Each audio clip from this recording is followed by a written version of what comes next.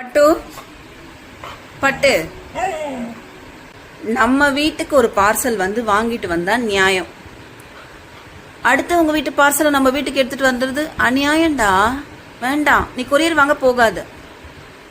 இனிமே நீ போக வேண்டாம், சரியா? வேண்டாம்.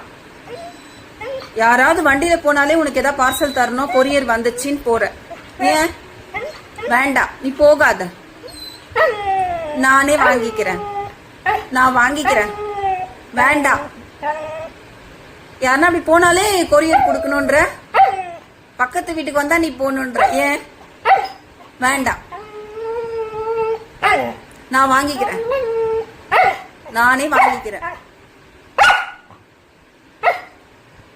சும்மா யாரையாவது பார்க்க வந்தா கூட நீ போற கொரியர். அப்படி நீ கொரியர் வாங்க, நீ தான் வாங்க.